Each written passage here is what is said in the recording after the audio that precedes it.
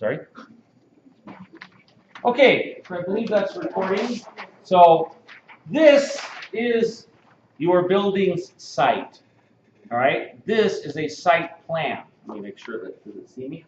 This is a site plan. I'll get in closer so that it can see that. Okay, so this is a large scale site plan. This site plan is at 1/8 of an inch equals a foot. You guys have already learned about scale. Okay, so that becomes a piece of knowledge you're bringing forward with you. We have a small version of this that I'm going to be also passing out. That I'm going to kind of use just for the sake of it being more convenient. So I'm going to set this one down, and I'm going to reach over here, and I have site plan. And where is Natalie? Natalie, where are the context plans? So let's get them passed out to everybody. So coming around, right, are a small version of that large site plan, okay, and what I'm going to call a context plan, okay? All right, so since we started with the site plan, let's talk about the site, all right? The site plan typically is a top view drawing that is going to show information about the buildings, the land where the building is located. In the particular case of this site, right, there are several pieces of information that are shown here. These circle things are trees. They've been highlighted on that other one, okay? There is a line that represents the property boundary. It's sort of shaped like a stomach, I think. See it right there? Mucho más grande. All right. There are things like walkways. So you see the walkway path that goes around and loops around. There is this thing called the north arrow, and it's right there in the corner. It's a little round circle with a dark line in it. That represents true north. In case you're not aware, we have two different kinds of north. One of them is magnetic north, and the other is true north. True north points at the North Pole. In the northern hemisphere, magnetic north points to a large deposit of iron ore that is near the North Pole but not at the North Pole. So when you use a compass, right, depending on where you are geographically, that thing tends to make the needle kind of move in the wrong direction a little bit. And there are tables that basically tell you where magnetic north is and where true north is. Okay? But on a site drawing, that points to true north. Some of the other things that are on this drawing that you should be aware of is there's some hatched sort of irregular shapes. You see them along the edges of the site? Those represent stone walls. There are a whole series of lines, right, that are called topographic lines, or lines of topography. They are also called contour lines, okay, that are the elevation of the hill as it goes up. So I'm going to draw on the board to try and get you guys to understand what that idea is. So I'm going to put a flat land and then a mountain that goes up right here. I'll put a little guy right there. So here's my little person, right? So what contours represent is a series of slices through the hill at a given interval. Okay? An interval is the space between the lines. And the slices are level. The slices are exactly level. All right? And so, yeah, mine aren't very level, are they? They look pretty good. Yeah, a little wonky, you know. But at any rate, so you have all these like slices. How many of you guys have ever seen a CAT scan? Nobody? So like a CAT scan of the brain, you see it on CIS or CSI, right? You see all these like slices through the brain. That's essentially, those are sort of topographic lines of sorts. It's contouring.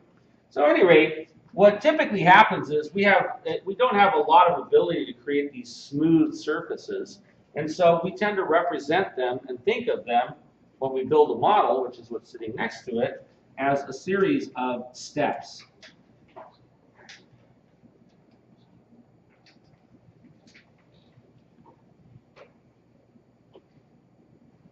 But make no doubt about it, what those steps are representing is a smooth object, right? Imagine if I took clay and I just smoothed out that surface. Now it would look more like a hillside, not like a layer cake, right? Okay, so did I miss anything on what is on the site? No, but I would just say, so these Make sure it hears you. topographic plans are incredibly useful way of making a shorthand for an impossibly complex condition, which is an eroded piece of geography. So what topography does is it takes out a lot of information, but gives you enough that you can see it at a kind of coarser resolution, and we can represent it here in the studio. It's just so important to remember on a plan like this. I'll hold this up. Yeah. On a plan like this, these lines of topography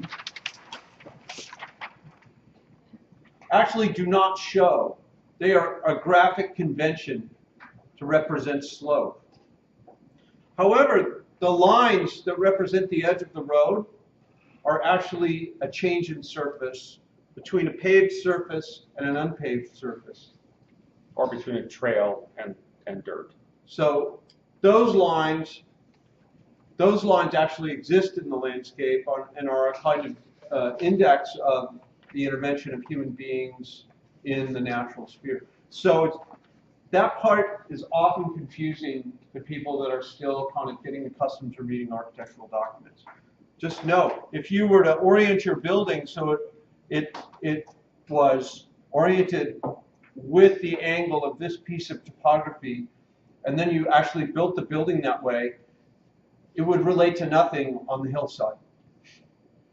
That line's not there. But if you were to relate it back to, say, something having to do with this path or the planting of the trees or something like that, that would be a perceptible operative set of conditions in the landscape, and you could relate a physical building to that. That's a really good point. That's something that, again, Hero's always referring to this thing called Dunning-Kruger, the Dunning-Kruger effect. And what I find interesting about the Dunning-Kruger effect is that it slices both ways.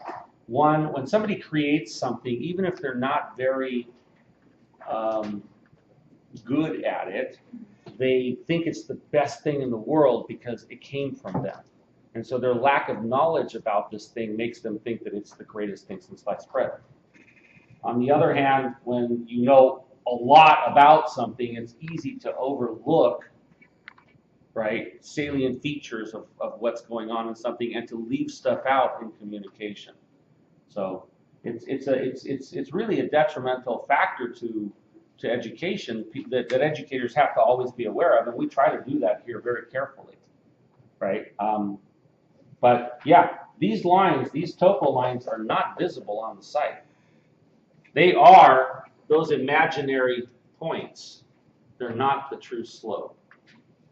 But the road, on the other hand, these walls, these trees, are all definitely part of the site. How many minutes are we at there? 8, right?